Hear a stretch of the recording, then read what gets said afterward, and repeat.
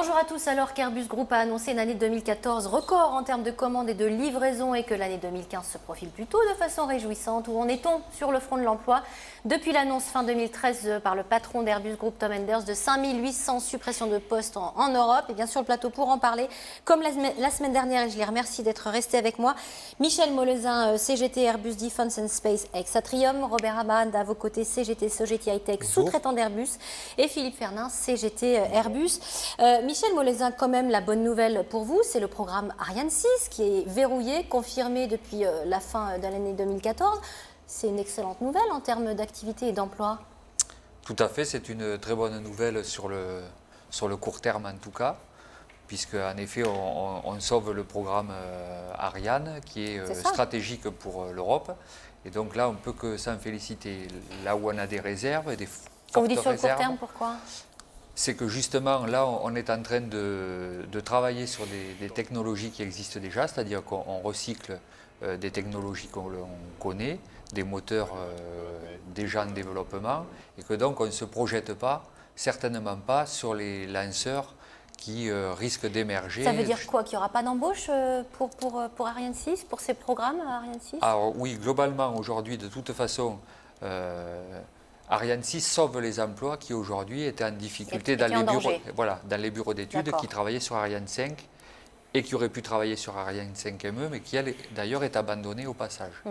Donc c'est du court terme parce qu'on reste quand même sur des choses qu'on sait faire et on n'est pas sûr de se projeter là encore sur des projets, sur les besoins qui peuvent arriver dans le spatial, puisqu'on voit que le président de Virgin fait des rêves fous. Il a des rêves de lancer des constellations de satellites. De tout petits satellites. On voit que cette fusée ne sera probablement pas si ça devait voir le jour, vous serez impliqué. On espère qu'on sera impliqué. Le problème, c'est que là aussi, pour être impliqué, il faut faut s'être positionné. Ouais. Il faudrait que donc on ait la capacité de lancement pour ces types de satellites. Il faudrait que nous ayons, et ça aujourd'hui nous ne fabriquons pas des satellites comme ça, des petits satellites non géostationnaires à orbite basse. Donc il y aura des défis technologiques. Donc là, il y a du travail en bureau d'études, c'est ça que vous voulez nous dire? On espère, mais le problème c'est que pour être positionné et gagner les affaires, il faut avoir fait des pré-études, il faut être positionné. Et là, on trouve que notre direction ne prend pas assez de risques parce que, toujours pareil, on ne veut pas investir au risque d'investir à perte. Robert Hamad, on a vu la semaine dernière, vous nous avez présenté des graphiques très parlants sur la situation de l'emploi chez les sous-traitants. Vous demandez depuis fin 2013 et depuis ces annonces de suppression de postes notamment qui touchent la sous-traitance, les bureaux d'études, l'organisation d'une véritable table ronde avec tous les acteurs de l'aéronautique et du spatial. Est-ce qu'elle va être mise en place cette table ronde? Est-ce que vous avez été entendu sur cette demande? Alors, pour l'instant, on n'a pas encore été entendu, mais on y travaille. C'est-à-dire que le préfet actuellement considère qu'il laisse faire la direction d'Airbus et les directions des sous-traitants pour gérer l'emploi au mieux. Ouais. On a vu la semaine dernière ce qu'il en était, la façon dont il s'en occupe.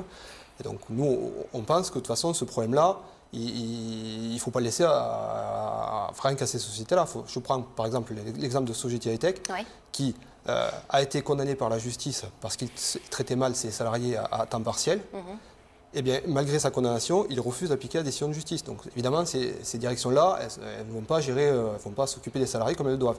Donc, nous, on considère qu'en plus, ce sujet-là ne concerne pas que les directions d'Airbus et des sous-traitants. Ben, il y a les salariés, donc nous, il y a quand même les acteurs économiques locaux, il y a les écoles qui ont formé les ingénieurs qui venaient. Donc, si vous voulez, il faut vraiment que tous les acteurs soient autour de la table pour discuter de... Vous avez bon espoir qu'elle se tienne un jour, cette table ronde, ou il y a une volonté politique de ne pas la mettre en place, à votre avis? Alors, il y a beaucoup d'enjeux financiers, ça c'est une chose. Ouais. On travaille à voir les élus. Alors c'est vrai que c'est moins spectaculaire que ce qu'on a pu faire en début d'année, parce qu'on travaille à voir les élus pour qu'ils appuient notre demande de table ronde. Donc on a eu quand même plusieurs soutiens, plusieurs mairies, des députés. Bon, Martin Malvy, bien sûr, qui le demande personnellement. Il faut aujourd'hui que M. Macron, le ministre de l'économie, dise au préfet d'organiser ce table ronde. Ouais. Pour l'instant, M. Macron, il s'occupe du travail dimanche. Nous, on aimerait qu'il s'occupe du travail du lundi au vendredi. Ouais. Ça serait déjà pas mal. On va donner la parole à Philippe Fernin, délégué CGT Airbus. Bonjour.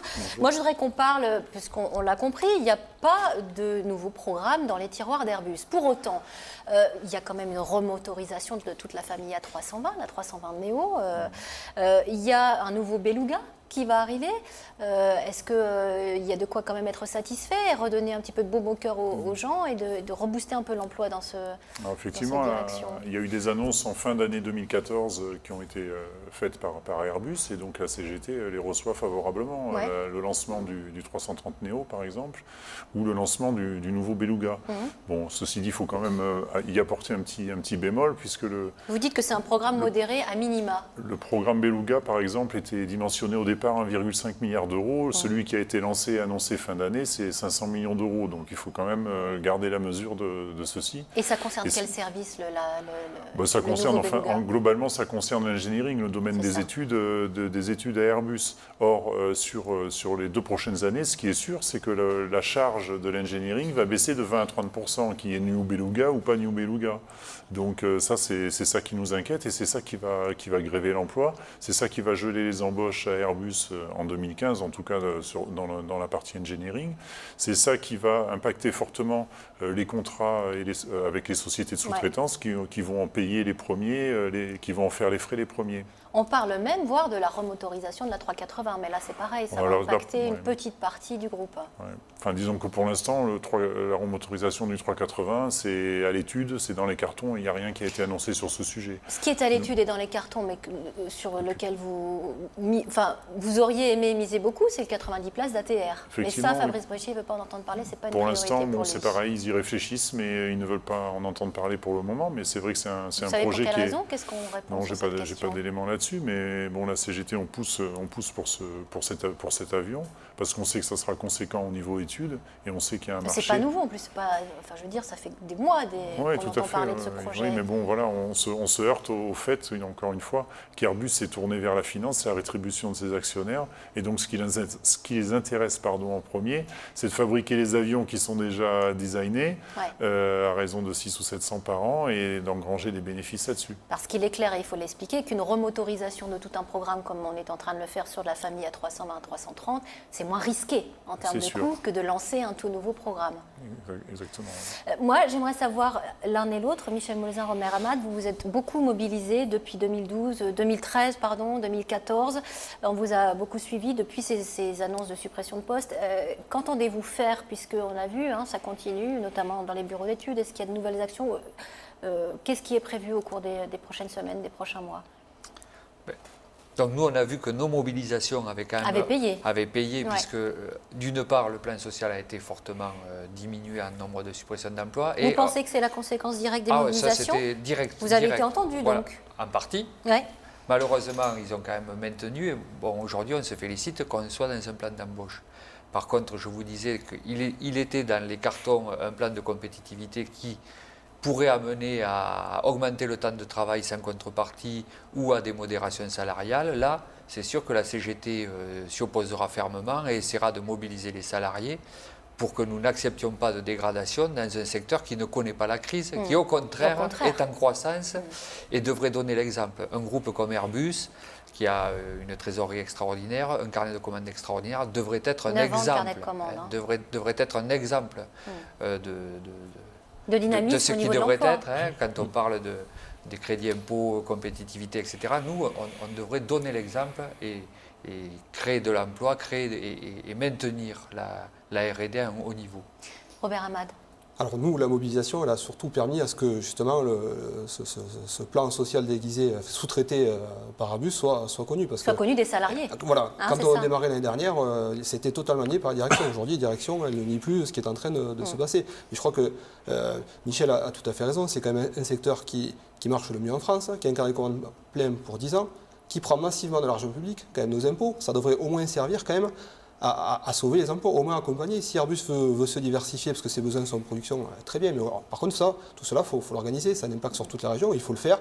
Enfin, je pense que c'est un secteur qui a les moyens de le faire correctement et pas laisser ses salariés sur le bord de la route, alors qu'ils ont quand même contribué à la réussite de tous les programmes Airbus. On l'a vu, ce qui bloque aujourd'hui, c'est vraiment la partie bureau d'études. La question qu'on se pose, c'est quel message passer aux étudiants, aux futurs ingénieurs en bureau d'études qui sont à l'école, qui sont destinés à intégrer des sociétés comme Avionneur. Qu'est-ce qu'on passe comme message à ces gens-là aujourd'hui ?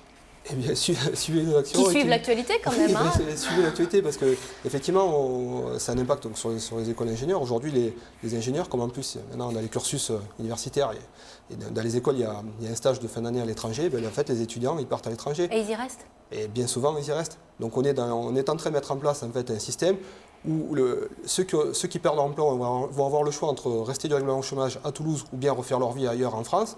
Et les étudiants qui voulaient venir à Toulouse, ben, ils ne viendront plus parce que de toute façon, c'est tiré que par le marché Airbus. Aujourd'hui, les ingénieurs sont plus massivement embauchés chez Safran que chez Airbus. Donc ça a basculé cette année. Est-ce qu'on peut craindre, peut-être, dans un scénario le plus noir, quasiment une disparition des bureaux d'études ? Je pense qu'on peut difficilement aller jusque-là aujourd'hui, mais enfin, par contre, il y a des raisons de s'inquiéter sur cette baisse de charge, c'est clair. Il y a des raisons de s'inquiéter pour les sous-traitants, et puis on vient de l'évoquer, il y a des raisons de s'inquiéter pour les écoles d'ingénieurs de Midi-Pyrénées. Parce qu'au bout d'un moment, si les ingénieurs ne trouvent pas d'emploi dans les bassins Midi-Pyrénées, ben, je ne me fais pas trop de soucis pour eux, ils vont aller ailleurs. Mais donc, qu'en est-il des écoles de la région? Qu'en est-il des investissements Midi-Pyrénées qui ont pu être faits dans ces écoles-là? Vous restez optimiste quand même en ce début d'année, Philippe Fernin?